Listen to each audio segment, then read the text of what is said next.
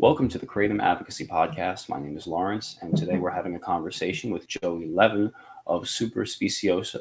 Joey is the quality control manager of Super Speciosa, and his company was recently a part of an FDA single ascending dose study, which I'm really interested in and want to hear more about. Joey, if you could just start with your backstory, your history, and how you came to work with your company. Yeah, well, first of all, thanks for having me on. I really appreciate it. You're We welcome. talked a little before this. I've been listening to every episode. I think you're doing a great job. So I appreciate what you're doing for the Thanks, industry. man. Really, I mean, it's a good show and it's important stuff. So, yeah. So I started with Super Speciosa around early 2020. I've been with the company now for about 4 years. In early 2020, I was laid off from my past career, like many people were during COVID. And I was figuring out what was next in life. And I picked up a couple jobs. I was working as a waiter. I was doing some, side jobs. And I had a friend who had sort of introduced me to Super Speciosa, the brand, years ago.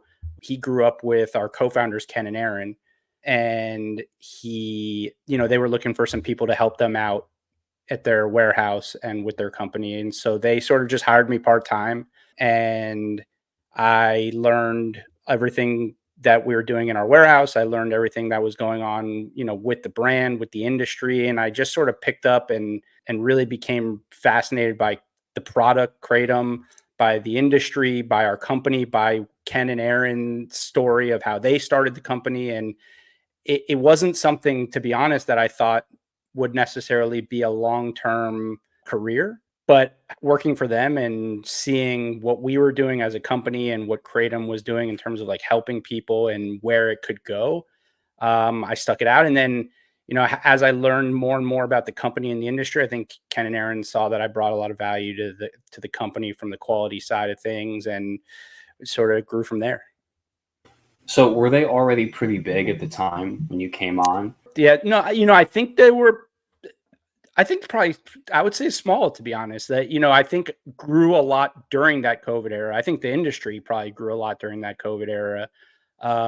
And so we've definitely grown a lot over the last 4 years. I wouldn't say because I showed up by any means, but it was definitely a lot smaller when I first joined on.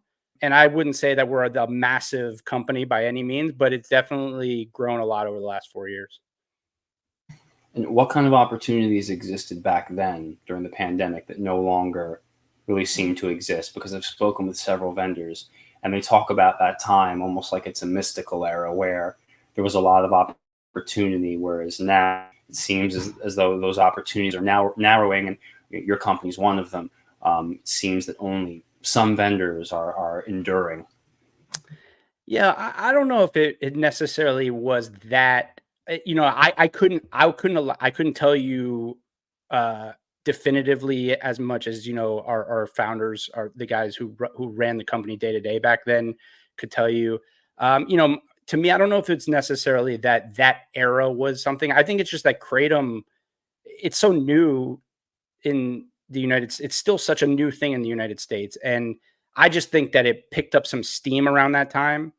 And there was obviously a very loyal and hardcore consumer base, obviously based on what we saw in the past with the potential scheduling and then it not being scheduled, and all of the outreach and outpouring of support from the Kratom community.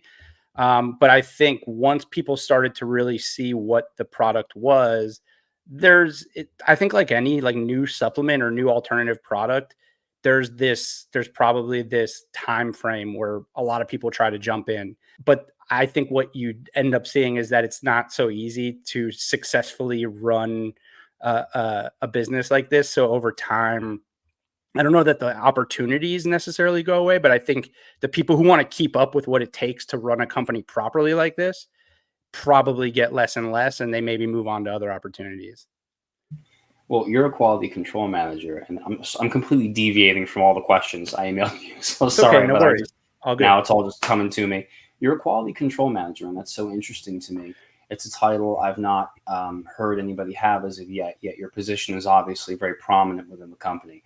I want to know what your day-to-day schedule looks like and whether your duties include, because I know Super Speciosa has a pretty clean name, and I'm sure you have something to do with that. Yeah, I mean, I think I have a lot I have to do with it, but it's a company-wide ethos. It's sort of one of those things where to to to be a dietary supplement brand, distributor, manufacturer, anything like that, you have to uphold certain regulations. 21 CFR 111, most important, first and foremost, the federal regulations on good manufacturing practices for dietary supplements. So really, my day to day is making sure that our company is following and staying compliant with what the FDA says we have to do as a dietary supplement brand, which is following standard operating procedures, making sure that our manufacturing facility is doing things up to par, that our vendors are qualified properly, that we're testing our product properly, that we're complying with labeling requirements, that we're complying with different state requirements, because now with the Kratom Consumer Protection Act, there's different regulations in different states.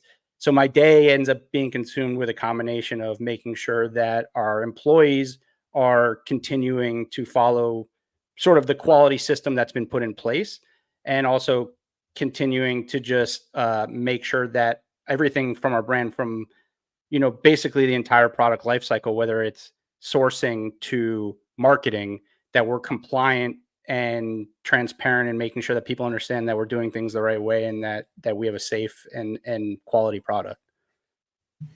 Okay, and I think it's this reputation that kind of got you involved with the FDA through Dr. McCurdy. Do you want to talk about, you were part of a pretty important study conducted by the FDA, or you worked indirectly with them? Can you talk a bit Yeah, about yeah. how it started? Yeah, so sure. Yeah. So the FDA, the FDA conducted their first ever human clinical study on kratom leaf powder. It was a single ascending dose study, meaning 40 people were split up into multiple cohorts and given servings of kratom leaf powder. And obviously, so the question was, how did we get involved? And then I can obviously explain everything about the study, but how we got involved was, a few years ago, probably back around 2021, there was another group. There was a group called the Kratom Vendors Association, and what that group was an auditor who had audited some kratom companies. She started an association that her intention was to get vendors and people from the science community and professional auditors together to help companies be more compliant with good manufacturing practices. One of the auditors who helped start that group had audited us in the past. She asked me to help with the organization. So I was on the board of that, and I want to say Soren Shade, who you've had on the show, was a part of it as well.